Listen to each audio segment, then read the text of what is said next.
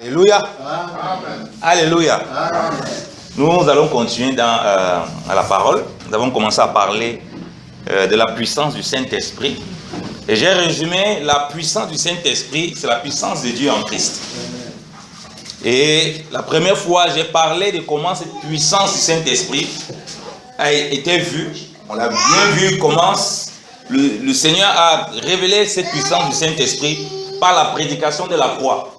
J'ai dit que si on veut retourner à voir la véritable puissance du Saint-Esprit et non certains éléments qu'on associe à la puissance du Saint-Esprit qui sont par exemple les miracles, les délivrances, parce que comme j'ai dit, on a limité la puissance du Saint-Esprit à certains éléments et du coup ça fausse dans l'entendement du chrétien ce que c'est que la puissance du Saint-Esprit et à quoi il s'attend lorsqu'il parle de puissance.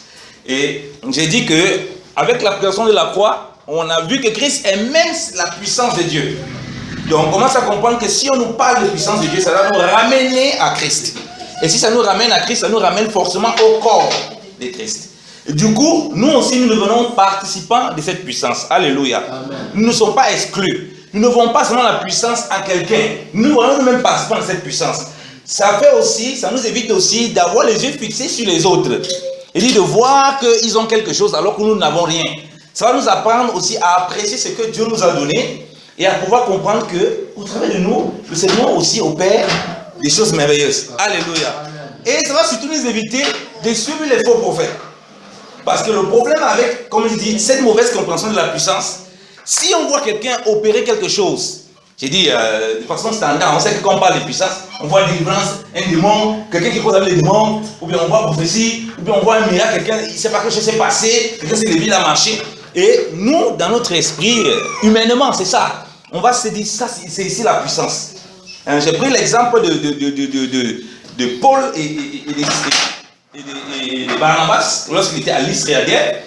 L'important qui était, l'homme qui était né, qui était perclus depuis le ventre de sa maman, donc il était infirme. Quand, il a dit au nom de Jésus, comme c'est lève et marche, c'est comment marcher. Les gens de la Bible ont dit non, les dieux sont descendus en forme humaine parmi nous. Ils ont le nez, Mercure, Jupiter, tous ces noms. Parce que l'homme est focalisé sur ces genres de choses visibles, physiques comme ça, et qu'il attribue automatiquement la puissance. L'homme aime la démonstration. On a vu que l'application de la croix, elle allait à l'encontre de ce que les Juifs attendaient. Les Juifs, je résume aussi pour tous, les Juifs attendaient quoi? La Bible dit que les Juifs cherchaient les miracles. Malgré tout ce que le Seigneur faisait, il était quand même capable encore de demander, qu'est-ce que toi tu fais? Christ fait quand même un petit miracle qu'on voit et on croit. Donc ils avaient une aspiration forte aux choses visibles, au point où ils oubliaient l'essentiel de son message, qui était que le Fils de l'homme est venu pour donner sa vie à la croix pour plusieurs. Ça c'était un message qui ne passe pas. C'était un message qui passait même pas déjà parmi ses disciples, alors que c'est là où se trouvait toute la puissance de Dieu. Alors que c'est là où la parole nous révèle que Christ a exposé les dénominations en spectacle. Donc ça veut dire que si je vois délivrance des démons, si je vois je sais pas, résurrection. Et si je vois, je sais pas, délivrance de la mort, je dois voir la croix. Alléluia. Je dois voir Christ, je dois voir la croix. Parce que c'est là-bas qu'il a exposé les dominations en spectacle. Donc si quelqu'un veut me ramener vraiment à la puissance de Dieu, il doit toucher Christ, il doit toucher principalement la croix. S'il vient autour, il tourne seulement autour des petits miracles qu'il faisait et des trucs, je risque d'être séduit. Parce qu'il risque de biaiser le message de Christ.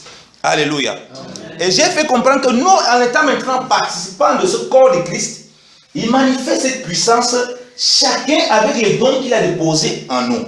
Et le problème est la façon dont nous regardons les dons. Et la façon dont aussi on s'attend à la puissance. Si nous on s'attend seulement à ce que la puissance soit visible, au contact, comme nous avons fait quelque chose, on a vu directement les effets là, on aura des problèmes. J'ai pris l'exemple. Quand Paul prenait, les gens prenaient ses mouchoirs. Paul n'était pas au courant que les gens prenaient ses mouchoirs. Quelqu'un pouvait prendre son mouchoir et dire, mais Paul n'est pas lui-même là. Donc, on peut faire beaucoup de choses parce qu'on aime le Seigneur. Le don qu'il a déposé en nous, nous-mêmes nous ne sommes pas au courant de tout ce qui se passe après. Et puis c'est comme ça que le Seigneur opère au travers peut-être d'une seule parole qu'on a donnée à quelqu'un, mais on ne va pas le contrôler pour dire, mais est-ce que la parole l'a produit? Derrière ça, il y a quelque chose qui se passe. Alléluia. Amen. Et c'est ça qu'on commence à comprendre qu'on est participant. Du coup, on ne s'attache, on ne s'attend pas à vouloir convoiter. L'autre, Dieu peut faire que le frère José, papa José, quand lui parle, les choses visibles se passent là directement. Et il fait que papa Moro, quand lui parle, on ne voit rien là. physiquement. Mais derrière, ce que ça produit. Alléluia. Mais nous, on ne sait pas, c'est le Seigneur qui sait comment il conduit son église. C'est pourquoi dans Acte 2, il est précisé ceci, lisons ça. C'est pourquoi il faut bien comprendre que c'est le Seigneur qui rajoute dans l'église. Et c'est pourquoi aussi les gens cherchent beaucoup les puissances. Venez, c'est le jour de l'autre miracle. Ça ne pas les messages. Ce ne sont pas les messages chrétiens, ça. Ça ressemble même pas à la magie qu'on voit dehors.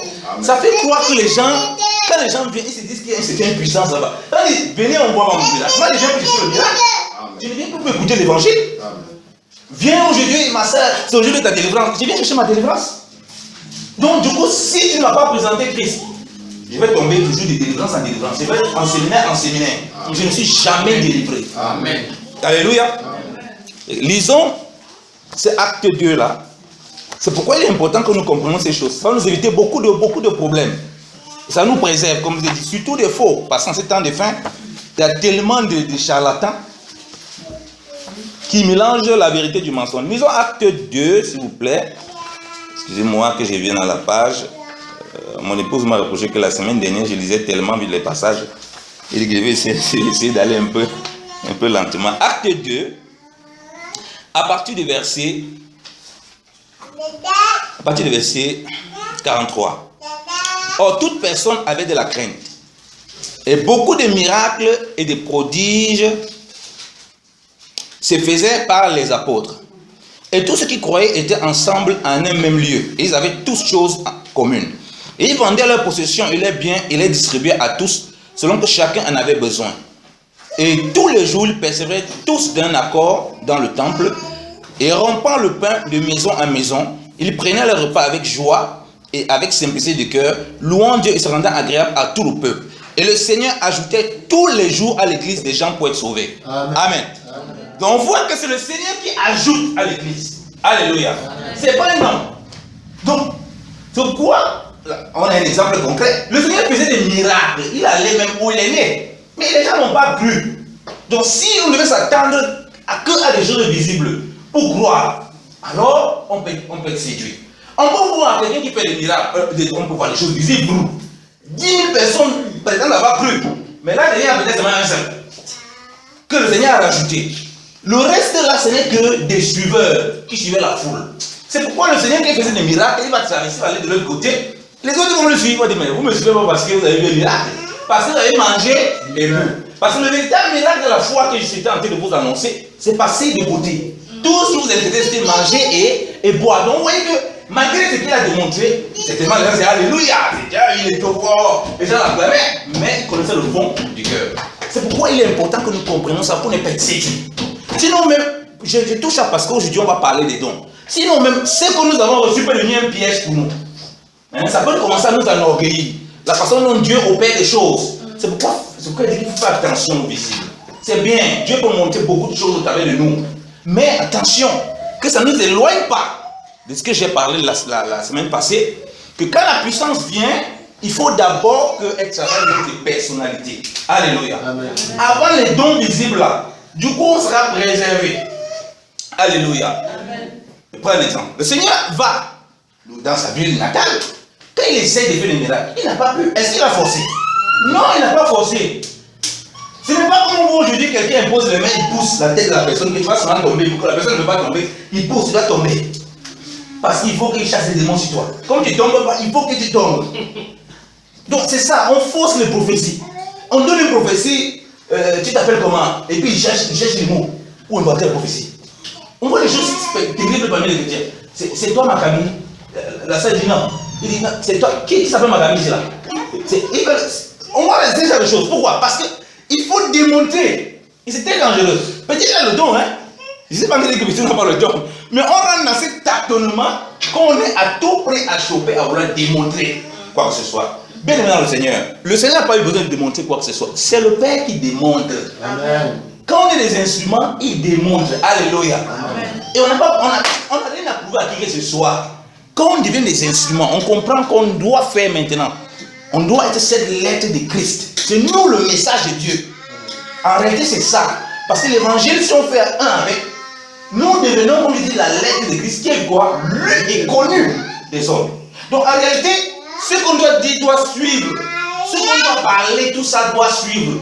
Toute la démonstration de la puissance de Christ dans la connaissance, dans les paroles de sagesse, dans tout ce qu'on peut avoir, dans tout ce que Dieu peut mettre comme don, ça doit suivre notre personnalité. Combien de personnes, vous savez, à l'époque, un vieux que j'avais suivi, il disait qu'à l'époque, en Europe, pour une poste de trésorerie, les chrétiens étaient beaucoup, sont toujours marginalisés, mais ils étaient beaucoup marginalisés quand même. Pour une poste de trésorerie, un chef, même s'il était franc-maçon, il devrait chercher un chrétien. Parce qu'il savait que même si un frère n'allait pas suivre, n'allait pas chercher son frère, que l'argent devait être intact. Mais aujourd'hui, quand il veut prendre le poste de trésorerie, si c'est un chrétien, il faut d'abord attention parce que il peut avoir ses plans là-dessus. Donc les chrétiens étaient tellement intègres que même si on les traitait bizarrement dans la société, les postes clés, les choses clés, vous savez que non, ici là ils vont assurer. Alléluia. Mais c'était d'abord les personnalités. Et nous aujourd'hui, il faut que nous fassions attention. Je prends l'exemple de l'église de Corinthe. C'était une église qui ne manquait aucun don. On parle de quel don? Les dons de manifestation. Mais le véritable don que Paul leur demande de chercher, il dit de chercher les dons par excellence. Après, il dit de chercher surtout la charité.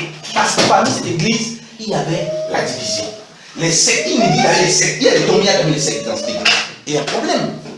Donc, leur personnalité, le fait qu'ils doivent être cet exemple de Christ, cette statue de Christ qui doit les transformer en leur personnalité, a été mis de côté. Et les dons qu'ils avaient reçus de Dieu, les dons, les manifestations, ils avaient mis ça en avant. C'est pourquoi nous devons faire très attention avec cela. Alléluia. Donc, je ne dis pas qu'on ne doit pas avoir des dons. Parce que quand nous prêchons cet évangile christocentrique, les gens croient qu'on est contre les dons, contre les miracles. Je ne suis pas contre les miracles. Je crois que les miracles s'opèrent et que Dieu opère tous les miracles parmi son peuple. Mais il ne l'opère pas dans le désordre. Il ne l'opère pas dans le folklore. Il ne l'opère pas pour amener la confusion parmi le peuple. Il l'opère pour que son peuple le glorifie. Chaque fois qu'il y a les miracles, il fallait que Dieu se glorifie. Quelqu'un ne doit pas voler la gloire de Dieu. Les miracles, on commence à voler la gloire de Dieu, il faut se poser la question. Est-ce que c'est le Saint-Esprit qui est encore parmi ces personnes? Amen. C'est ça qu'il faut se poser la question. Parce que mieux on vole la gloire de Dieu, forcément, c'est notre personnalité qui est mise en avant. Et c'est là où on voit que la personne n'est pas transformée. Quelqu'un vous dit qu'il fait le miracle. Quand on critique, tout ce qui cite, c'est le miracle qu'il a fait. J'ai guéri tel malade tel jour. Il parle, que chacun peut présenter ses œuvres. Il y a un problème. Sa personnalité n'est pas travaillée. Est-ce que c'est venu dire un Dieu pharisien, vous m'abusez? Il a dit, vous savez ce qu'il a dit aux pharisiens? Qui devrait me commettre des péchés? Il n'est pas venu visiter le miracle avec un virus. Ce qui passe avec vous, c'est quelque chose qui est naquis pour moi. Mais ma personnalité, qui de vous peut dire que dans ma marche, dans ma personnalité, il y a une faille? Personne. Personne. Je suis net. Donc, on a laissé ça de côté. On a commencé à parler de beaucoup de la puissance. Alors que voilà, la puissance commence réellement. Qu'elle nous transforme d'abord. Alléluia. Amen. Avant qu'elle sorte. Lisons un passage. Lisons Galates. Alors, nous avons commis beaucoup d'erreurs comme ça, vraiment. Que le Seigneur nous fasse grâce. Amen. De ne pas être ballotté à tout vent de doctrine. Galates 5.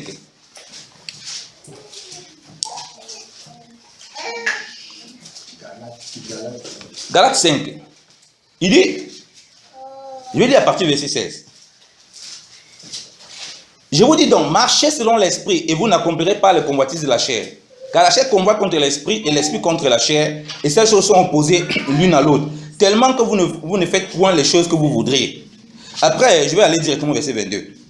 Mais le fruit de l'esprit est la charité, la joie, la paix, et un esprit patient, la bonté, la bénéficence, la fidélité, la douceur, la tempérance. Or, la loi ne condamne point de telles choses.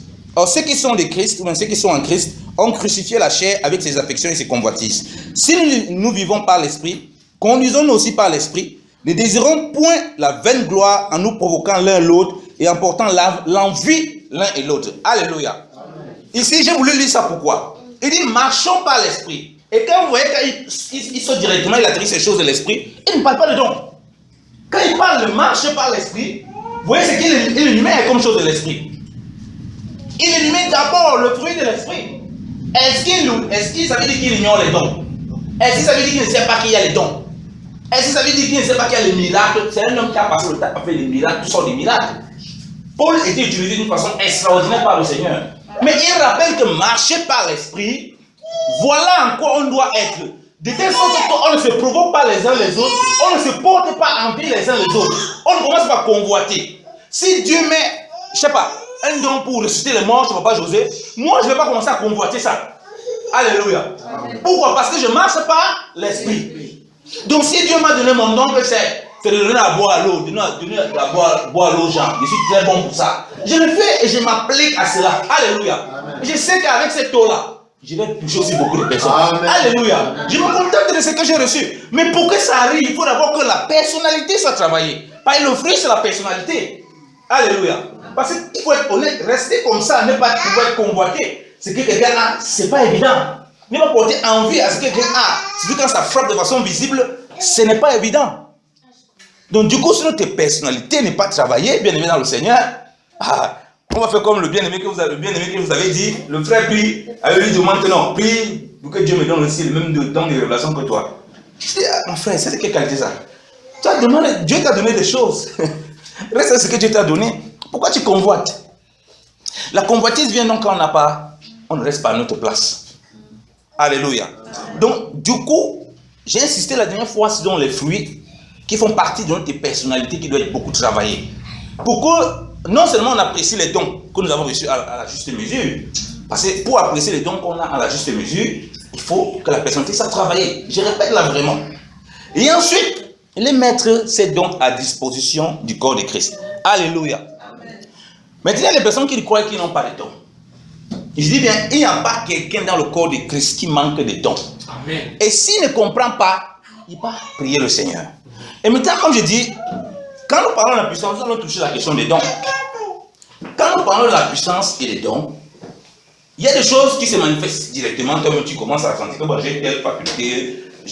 D'autres tu ne réalises pas encore. Peut-être dans la vie de prière, la vie de... tu marches avec le Seigneur, il te révèle au fur et à mesure. Mais, nous avons lu Éphésiens 1. On dit que Dieu nous a bénis de toutes sortes de bénédictions spirituelles. Bien aimé, il faut... Parce qu'on lit souvent notre Bible, c'est comme si on lit ici. On ne réalise pas. Toutes sortes de bénédictions spirituelles. Beaucoup d'imaginer ce que Dieu dit qu'il a fait. Toutes sortes, il n'y a pas quelque chose qui manque. Pour nous tous. Ici, on ne précise pas, on ne dit pas miracle, on dit toutes sortes de bénédictions. Donc, même si on apprend le Dieu, je ne crois pas encore, ou bien je me dis que je ne vois pas un nom que j'ai, par rapport, parce que mon pasteur, ou bien parce que le papa, il y a un Dieu, si tu veux reconnaître le don, il faut que tu prophétises, machin, tout ça.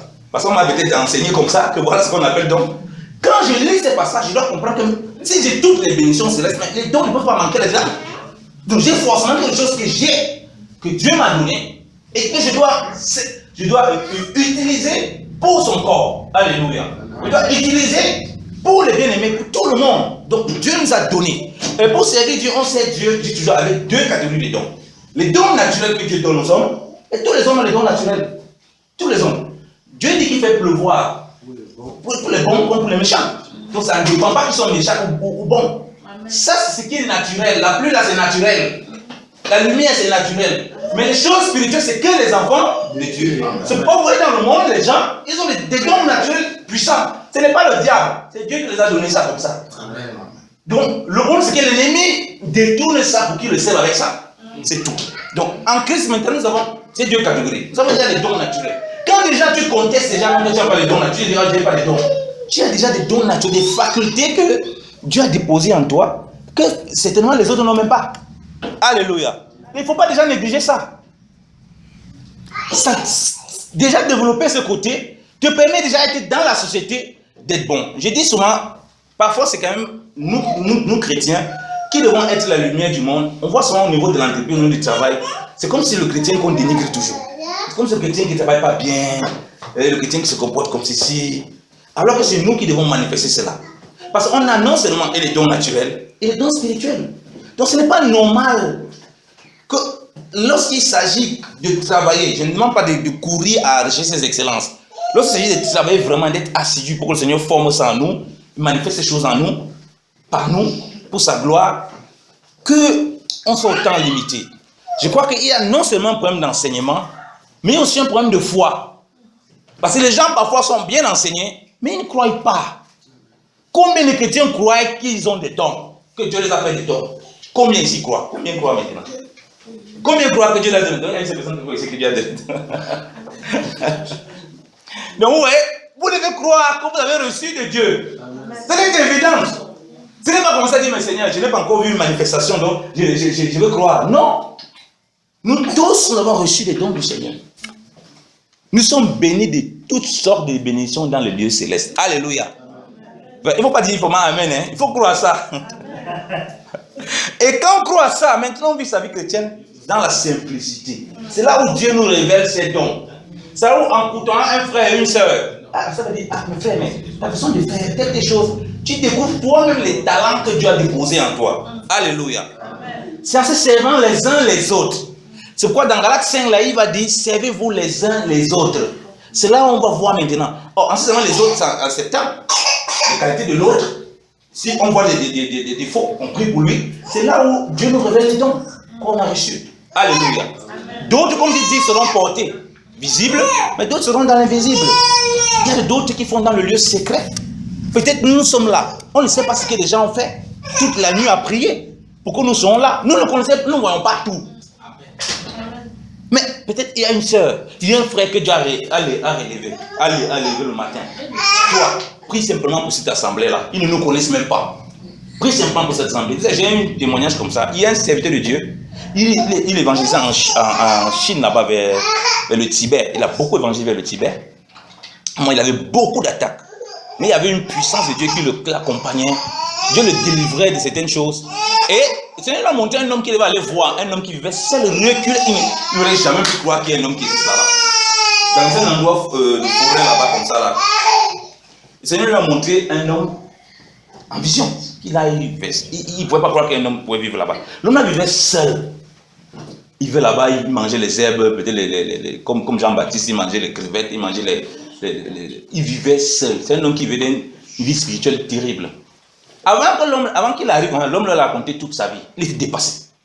Puisque cet homme, Dieu se sert simplement de lui pour prier, intercéder pour l'église. Il dit, il est régulaire. Donc les gens ne le connaissent pas. Il est régulaire, pas dans la Bible, il est vraiment dans la forêt là-bas. Il vit seul. Si Dieu ne l'avait pas montré, il n'aurait jamais vu ce que cet homme est tenté de faire. Alléluia. Donc, tous les missionnaires là, ils ne savent pas qu'ils ne combattent pas seuls. Il y avait un frère que Dieu avait mis là, qui intercédait, au travers de qui Dieu manifestait une certaine puissance. Mais il ne le savait pas. Donc quand quelqu'un va venir là, il va voir cette chose se passer, il va voir que c'est parce que c'est lui. Alors que Dieu a été en train d'utiliser quelqu'un d'autre. Alors qu'il n'est pas seul. Alors qu'ils sont deux. Alors qu'ils sont trois. Alors qu'ils sont quatre. Alors qu'ils sont cinq. Mais cet homme-là, c'était sa place. Il avait reconnu sa place et il servait le Seigneur intégralement là-bas. Il n'y avait aucun souci. Alléluia. Il était dans la paix. Donc l'avantage aussi de pouvoir utiliser nos dons, simplement dans la simplicité. David Philippe, qu'est-ce qui ne va pas? Donc l'avantage aussi d'utiliser nos dons dans la simplicité comme ça, c'est qu'on a déjà la paix du Seigneur qui nous conduit.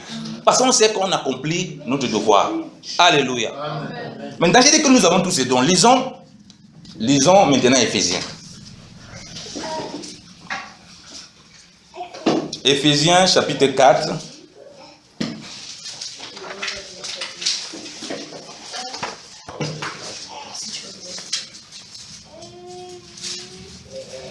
Éphésiens chapitre 4.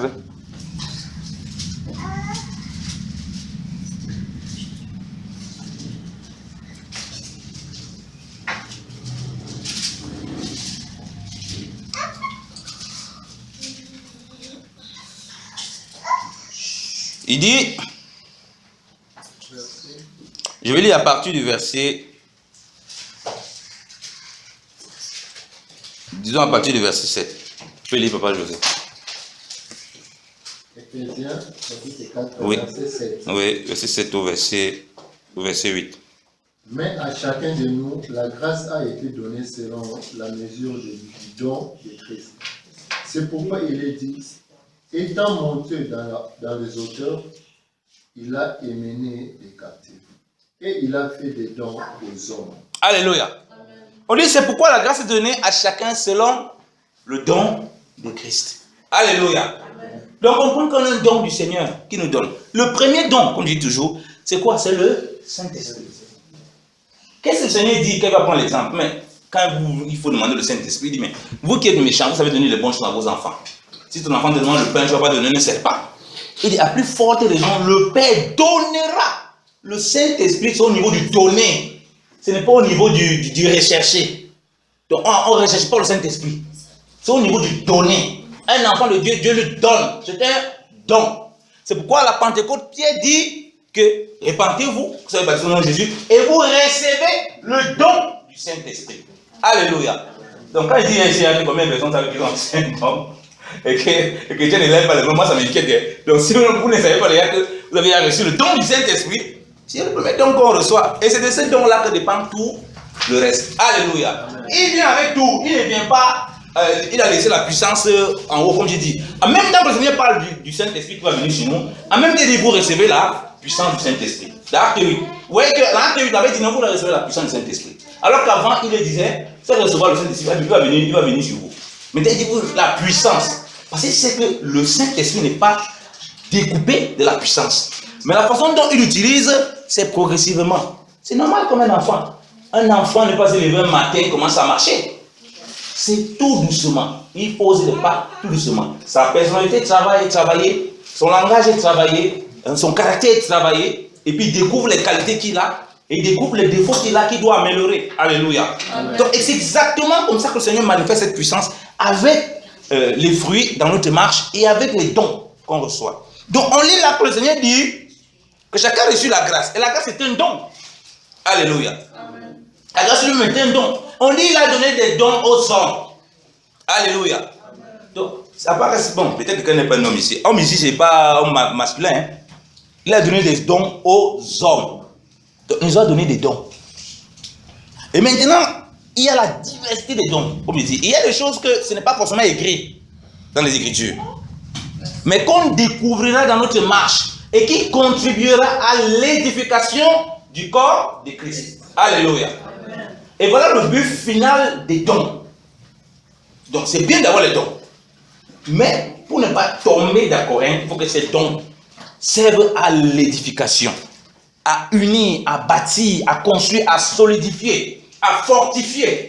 Parce que nous sommes la maison de Dieu. Une maison a besoin d'être bâtie sur un fondement solide. Une maison a besoin d'être bâtie avec du bon matériel, des bons matériaux. Vous savez vous-même que si vous construisez la maison, on est dans la maison, on voit que, comme on l'appelle, la dalle s'écroule. Pourquoi? La dalle n'avait pas été faite peut-être en pensant qu'il pouvait avoir tel nombre de personnes dans une salle et puis la dalle s'écroule. Mais la dalle aussi avait été faite de mauvaise qualité. Donc, étant cette maison de Dieu, ces dons doivent permettre d'être encore beaucoup plus solide, d'être encore beaucoup plus fort. Alléluia. Amen. Tu peux continuer à l'équipe, Papa José, s'il te plaît. Or, que signifie il est monté, sinon qu'il est aussi descendu dans les régions intérieures de la terre? C'est lui qui est descendu, c'est le même qui est monté au-dessus de tous les cieux, afin de remplir toutes choses.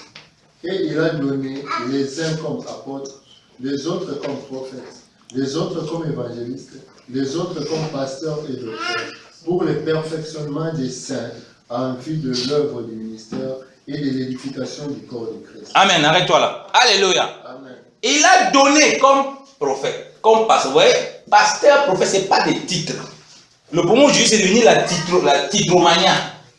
La titro. Pasteur, ce n'est pas un titre. Pasteur, c'est un don. Il a donné. C'est un don. On commence par vous dire qu'il a donné les hommes. Chacun a reçu la grâce selon le don de Christ. Selon la mesure du don de Christ. Maintenant, il a donné aux hommes. On dit qu'il a donné les uns pour être. Donc, pasteur, docteur, prophète, évangéliste, on ne s'auto-proclame pas. Vous voyez, comme je vous dis, c'est aussi la question, le problème, comme je dis, des personnalités qui n'ont pas été travaillées. Je peux opérer des miracles. Ça ne fait pas de moi un apôtre. Ça ne fait pas de moi un apôtre. Apôtre, c'est un don. C'est pourquoi on a tous ce désordre. Dieu peut m'utiliser. Une assemblée comme ça, boum, mais je ne suis pas pasteur. Je vais m'éloigner. Je vais laisser celui qui a reçu le don pour les laisser faire. C'est pourquoi on a tous ce désordre au milieu des chrétiens. Quelqu'un, Dieu utilise un petit truc, pour ils improvisent. Parce qu'ils croient que ça, ce sont des titres. Ce ne sont pas des titres. On ne fait pas une école pour avoir ça. Aucun ne peut te déclarer. Bon, les hommes comme aujourd'hui, il y a les écoles théologiques, tu sors de langue et des cas parce que, mais tu n'as pas le don. Peut-être ces gens ont fait ces écoles, ils ont vraiment reçu le don comme Dieu les a appelés. Après, ils ont fait les écoles, peut-être pour se former, pour apprendre certaines choses dans la théologie. Mais ça on ne peut pas te déclarer prophète. Personne ne peut te déclarer prophète. On ne peut pas. Si le Seigneur ne t'a pas donné cet don de prophète, tu ne l'as pas. Amen. Et tu vas faire le désordre. C'est pourquoi il est important de comprendre ces choses. Pourquoi les gens suivent les faux prophètes partout? Pourquoi les gens courent dans les puissances derrière? Ah, celui-ci c'est un prophète. Celui-ci parce qu'il a vu un élément, il s'est dit, non, un prophète ce n'est pas celui qui fait le miracle. Hein. Jean-Baptiste n'a fait un miracle. Rien. La parole de Dieu nous révèle que Jean-Baptiste, il n'a fait aucun miracle. Mais tout ce qu'il a dit sur Christ était vrai. Alléluia. Amen. Voilà quoi le peuple a reconnu que c'est un vrai prophète qui vient de Dieu. Parce que son christocentrisme, comme il révélait Christ, comme il présentait Christ, c'était exact. Alléluia. Amen. Voilà un prophète qu'on reconnaît. Je suis en train d'expliquer un peu, mais je ne vais pas détailler. On va rester dans les dons. Voilà comment on reconnaît un prophèt. Un prophète qui vient te parler de tes voyages aux États-Unis, qui vient te parler de comment tu vas gagner la loterie. Ça, c'est quel prophète ça? Qui vient te dire que tel serait président du Burkina Faso? Ça t'amène à quoi? Qui sont même président de la Chine? C'est ton problème là-bas? Un prophète doit venir te dépeindre Christ. Il doit venir te révéler Christ. On dit que c'est pourquoi? Pour nous aider quoi? Papa, ne veux-tu pas encore lire le verset 13, s'il te plaît? Jusqu'à ce que nous soyons tous parvenus à l'unité de la... Non, verset 12, s'il te plaît. Pour le perfectionnement des saints, en vue de l'œuvre du ministère et de l'édification du corps de Christ. Amen. Pour le perfectionnement des saints. Alléluia. En vue de l'œuvre du ministère. Donc, il doit te pousser davantage à rentrer dans ton appel. Alléluia. Il doit te pousser davantage à reconnaître les dons que Dieu t'a déposés. Alléluia. C'est ça qu'un prophète vient faire. C'est ça que tous ces dons-là, ils viennent faire. Donc, ces dons qu'on utilise dans le leadership. Mais comment c'est pas dire que dans une assemblée, il y a quelqu'un qui a reçu le don de pasteur, dans le prophèt. Mais depuis 20 ans là-bas, il n'y a aucun prophète qui ne sort parmi le peuple. Aucune personne qui ne manifeste aucun don. À part lui. Il y a un problème. Parce qu'on dit que ces dons-là vont faire en sorte que José rentre dans le ministère que Dieu l'a appelé. Frère Bénédicte s'appelle comment? Le frère alors rentre dans les dons de grâce que Dieu l'a donné. Donc si j'ai reçu un don parmi ces dons-là, s'il est en contact de moi, ça doit pousser cela. Si ça ne pousse pas cela, il y a un problème. Chacun doit pouvoir rentrer dans cette œuvre du ministère pour l'édification du corps de Christ. Alléluia. Non, mais tant que si les dons sont obligés des titres, on comprend bien pourquoi il y a le désordre au milieu du peuple de Dieu. Donc pasteur, ce n'est pas un titre. Docteur, ce n'est pas un titre. Quelqu'un me voit, on peut appeler pasteur tel machin, mais il faut que vous compreniez que ce ne sont pas des titres, ce sont des dons. Et un don, aucun homme ne peut le faire. Donc les ordinations qu'on voit, on va ordonner tel apôtre, tel prophète. Ça n'existe pas. On ne peut pas te donner prophète. On ne peut pas te donner apôtre. En tout cas, dans le corps de Christ, on ne peut pas. On ne peut pas. Quand Dieu appelle Moïse, Dieu dit à Moïse, Aaron est prophète. Il dit que Dieu t'a dit Aaron prophète. Il va marcher devant toi. Ce n'est pas Moïse qui le déclare prophète. C'est Dieu qui le déclare prophète. Et c'est ce qu'il dit à Jérémie. Mais avant que tu ne naisses, même moi je t'ai établi prophète là. Depuis le ventre de ta mère, tu es prophète. Donc c'est un don divin. Et le problème c'est que ce don divin n'est pas ça, c'est lié à rien, à guérir un malade, imposer les mains à quelqu'un. C'est lié à rien. Ça ne dépend pas de ça. La preuve, lisons 1 Corinthiens 12.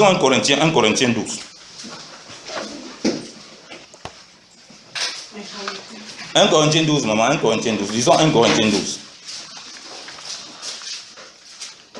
On va lire 1 Corinthiens 12.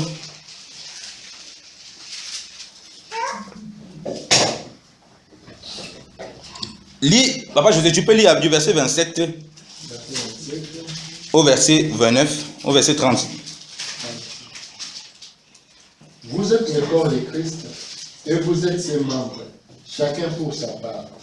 Et Dieu a établi dans l'Église, premièrement, des apôtres, deuxièmement, des prophètes, troisièmement, des docteurs, ensuite, ceux qui ont le don des miracles, puis ceux qui ont le don de guérir, de secourir, de gouverner, de parler diverses langues. Tous sont-ils apôtres? Tous sont-ils prophètes? Tous sont-ils docteurs? Tous ont-ils le don des miracles? Tous ont-ils le don de guérison? Tous parlent-ils en langue?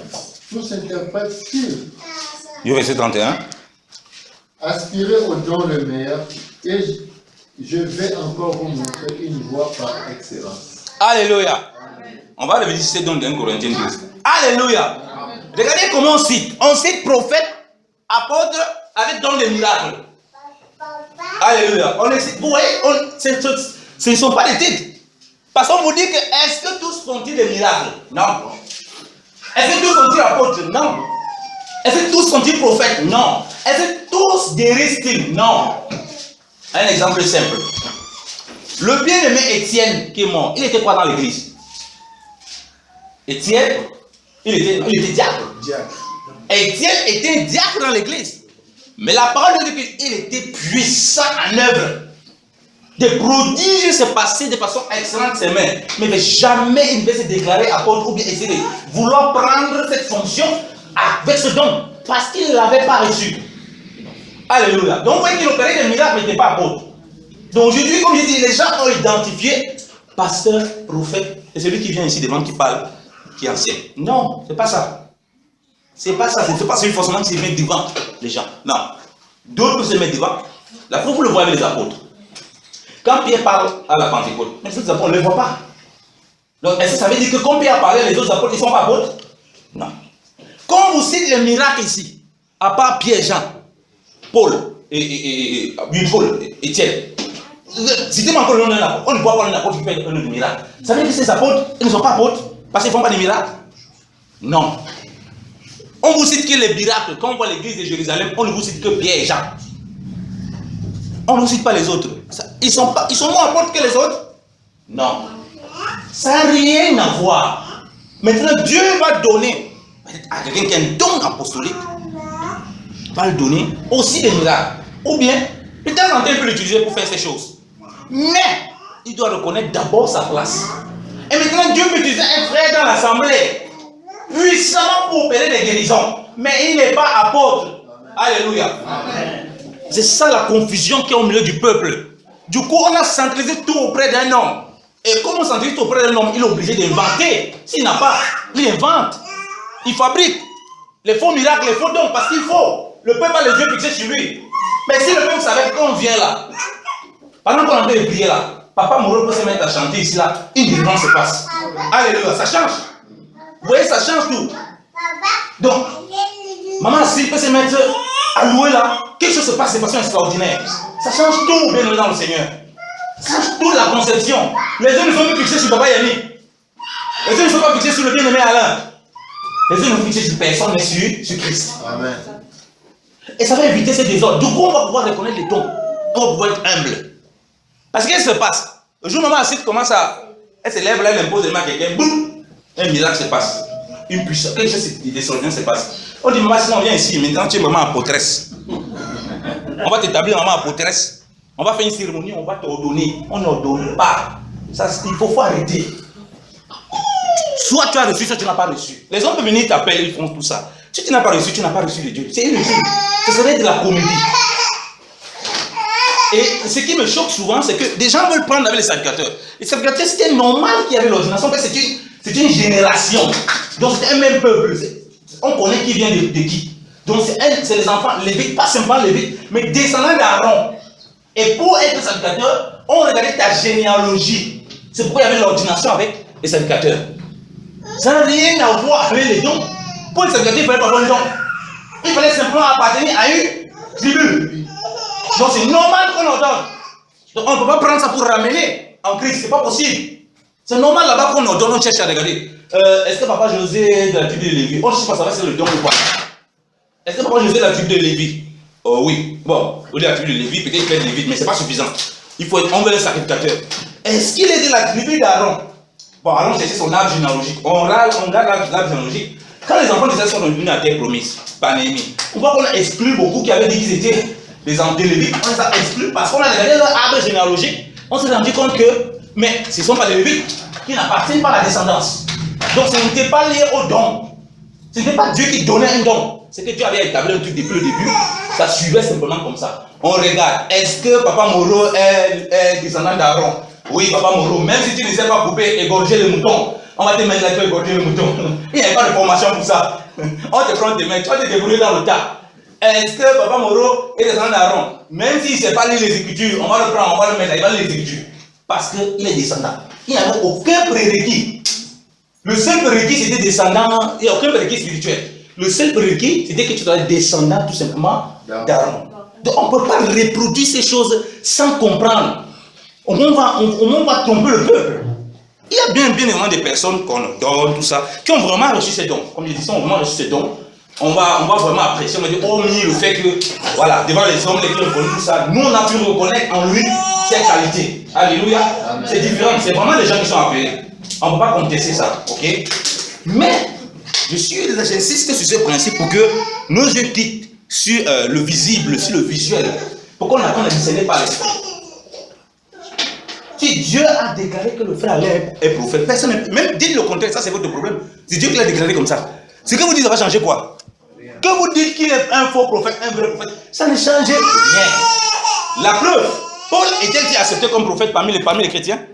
Non. Paul dit que dans 1 Corinthiens 9, mais si pour certains je ne suis pas apôtre, pour vous aussi, pour vous, moi je le suis. Parce que le feu comme on a, on sera. Donc vous voyez que Paul, malgré les miracles, malgré toute la puissance qu'il dégageait, il n'était pas accepté comme apôtre. Donc ça ne peut pas être en fonction des hommes qu'on définit les dons, qu'on définit l'appel. C'est en fonction du Seigneur. Et tes fruits vont te suivre pour confirmer. Aujourd'hui, qui peut lire Paul et contester qu'il est apôtre? Quand on lit Paul, on est tout simplement ébloui par la grâce que Dieu manifeste au travers de lui. Alléluia. Donc, prophète, docteur, apôtre, toutes ces choses-là sont des dons pour l'édification du corps de Christ. Amen. Et là, on est venu voir les miracles. Comme je dis, on a vu les dons de guérison. On a vu les paroles à langue. On a vu les interprétations. Voilà ce qui se passe aujourd'hui dans les églises. Voilà, dans une église, tout le monde se met à parler à langue. Tout le monde dit non, ça tu peux pas parler à langue. Parle n'importe quoi même, parle seulement. Vous forcez même les gens à parler, les gens qui ne savent pas. On a dit ici, tous parlent ici en langue. Et si tous parlent comme ça, on voit que c'est un don. Pourquoi vous voulez forcer les gens? À la Pentecôte, il y a eu 120 personnes. Mais ce n'est pas les seuls disciples. Quand Paul te parle de l'église, Paul te dit que Christ, après la résurrection, il s'est fait voir par au moins 500 frères à la fois. Donc il y a plus de 500 disciples déjà à l'époque de Christ. Mais il n'y a que 120 jours à la Pentecôte qui ont parlé. Pourquoi tu veux lire tous les disciples au parler? Non. Tous les disciples ne peuvent pas les lire à ça. Au fait qu'ils parlent les langues. Paul pose la question. Tous parlent-ils? C'est pas parce qu'il a l'apôtre qu'il doit parler. Donc ce n'est pas une honte. Comme on dit que tu es qu'il est l'apôtre, après on voit qu'il ne parle pas. Il voit que la Bible parle. Mais ça c'est la honte. Hein. Moi je ne parle pas. Il me lui parle. Il va s'enfermer, inventer des patois. Aux États-Unis, il y a même une école où on apprend à parler avec. Répète chaud pour le parler. Il répète. Hein.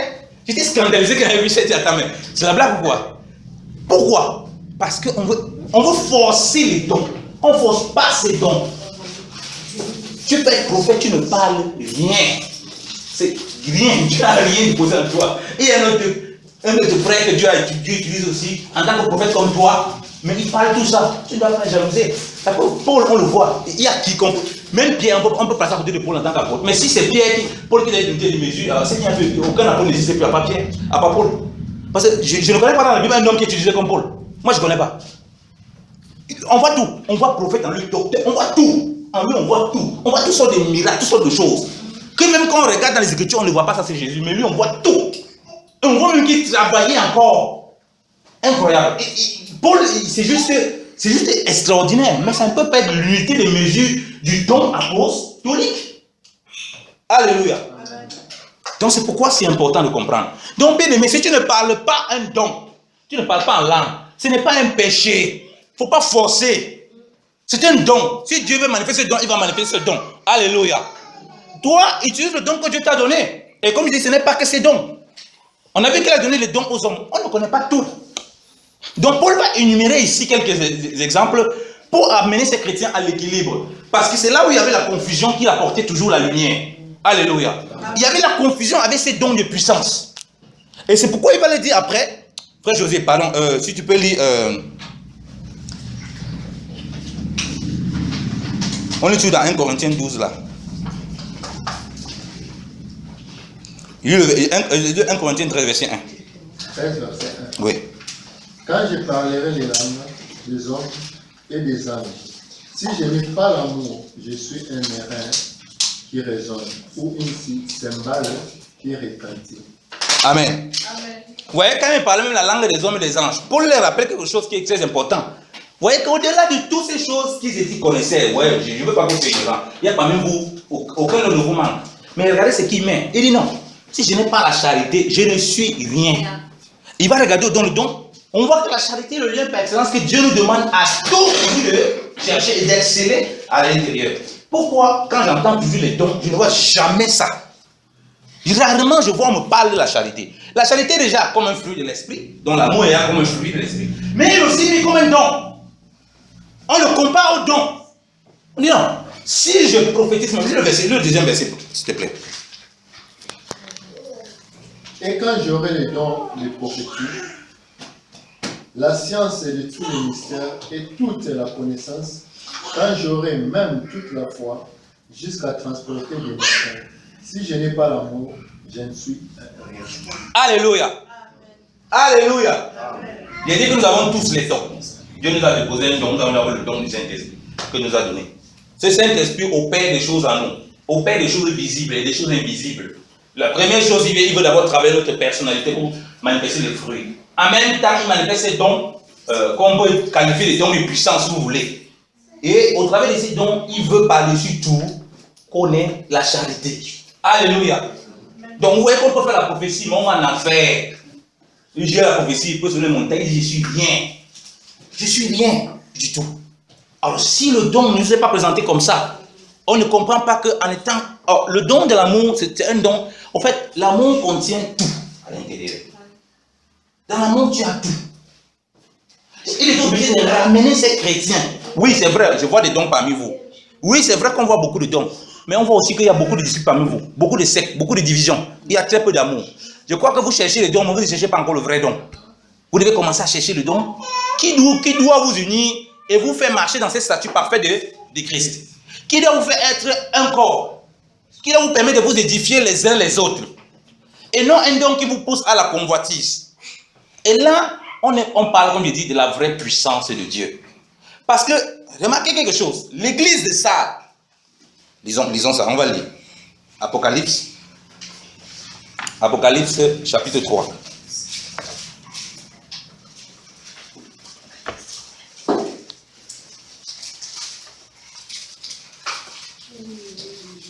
Apocalypse, chapitre 3, bien-aimé dans le Seigneur.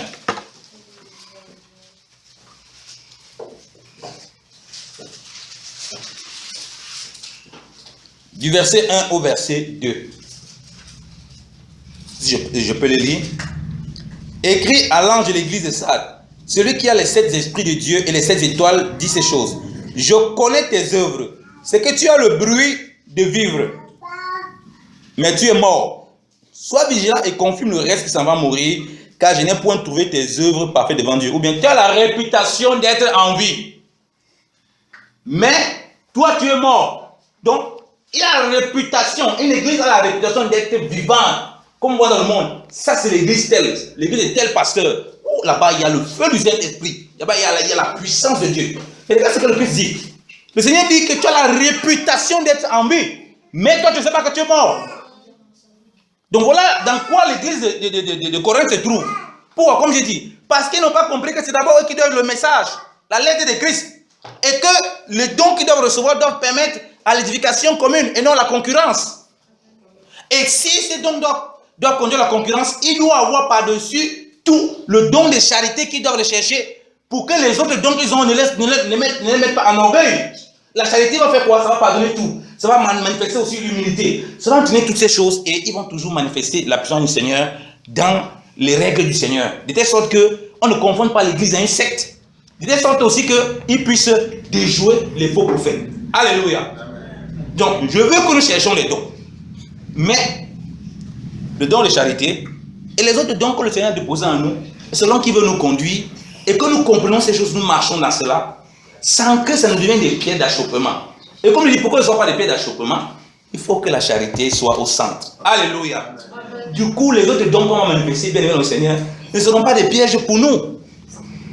Donc, que personne ne croie qui n'a pas de don. Je répète encore que personne ne croie qui n'a pas de don.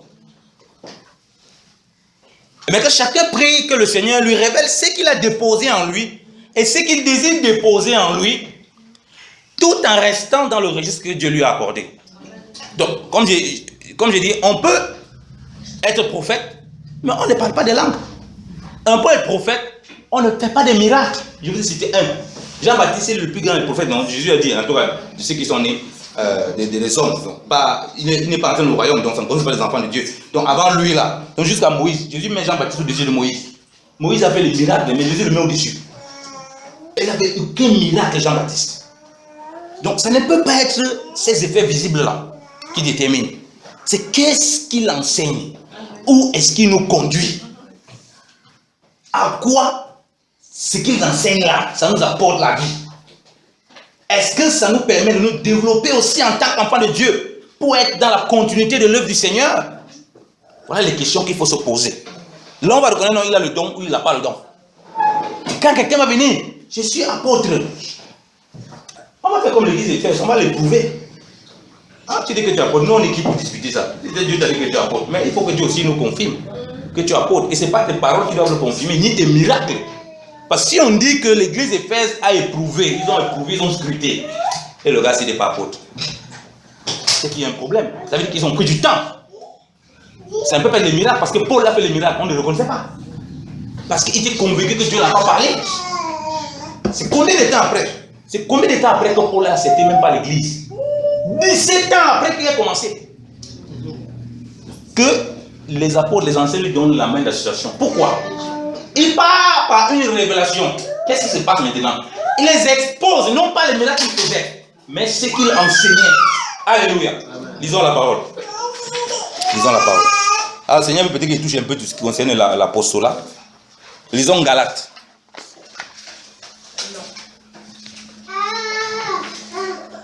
Je vais lire Galates chapitre 2.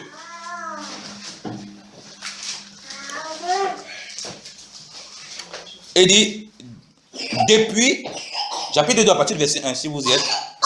Depuis, je montais encore à Jérusalem 14 ans après, avec Barnabas, et j'ai pris aussi avec moi Tite. Et j'y montais par révélation. Et je conférais avec ceux de Jérusalem, touchant l'évangile que je prêche, parmi les gentils, même en particulier avec ceux qui sont en estime, afin qu'en quelque sorte je ne courusse ou n'eusse couru en vain. Et même on n'obligea point Tite qui était avec moi à se faire circoncis. Et ce fut à cause des faux frères qui s'étaient introduits dans l'église et qui étaient entrés couvertement pour épier notre liberté que nous avons en Jésus-Christ afin de nous ramener à la servitude. Et nous ne les avons point cédés par aucune sorte de soumission, non même pas un moment, afin que la vérité de l'évangile demeurât parmi vous, afin que la vérité de l'évangile demeurât parmi vous. Et je ne suis en rien différent de ceux qui semblent être quelque chose, quels qu'ils aient été autrefois, Dieu n'ayant point d'égard à l'apparence extérieure de l'homme, car ceux qui sont, autant pour moi, en estime ne m'ont rien communiqué. Mais au contraire, quand ils virent que la prédication de l'évangile du prépuce, entre parenthèses du prépuce ou bien de la circoncision, m'était commise comme celle de l'incirconcision, m'était commise comme celle de la circoncision l'était à Pierre, car celui qui a opéré avec efficace par Pierre, en la charge d'apôtre envers la circoncision, envers les juifs, a aussi opéré avec efficace par moi envers les gentils. Jacques dit, Céphas, donc il dit Pierre, et Jean, qui sont estimés être les colons, ayant reconnu la grâce que j'avais reçue, m'ont donné à moi et à Barnabas la main d'association afin que nous allassions vers les gentils et qu'ils allassent eux vers ceux de la circoncision. Amen. Amen. Donc ils ont reconnu, il a exposé l'évangile qu'il prêche. Ils ont reconnu. Avant, ils attendaient. Peut-être qu'ils voyaient comme ça parce qu'il était allé chez Pierre. 3 ans après qu'il a cru, il est allé chez Pierre. Peut-être qu'ils n'avaient pas vraiment eu le temps de partager et qu'il expose ce qu'il enseigne. Bon, et Pierre, entre eux, il dit bon, seulement encore, il dit bon, nous, c'est que nous sommes 12 apôtres. Bon, pour toi là, je ne sais pas. Moi, j'ai encore eu aucune révélation. Mais là, ici, ce n'est pas révélation. Hein. Il n'a pas attendu que Dieu lui montre. Quand Paul a exposé tout ce qu'il avait fait là, que non, nous sommes 12 apôtres, il était passé de côté. Il a reconnu la grâce que Dieu lui avait accordée pour qu'il aille vers les gentils pour annoncer l'évangile, comme eux-mêmes ils annoncent vers les Juifs. Alléluia. Il a reconnu exactement le don d'apôtre qu'il avait reçu. Parce qu'il a entendu, parce qu'il a maintenant, il a entendu, il a compris.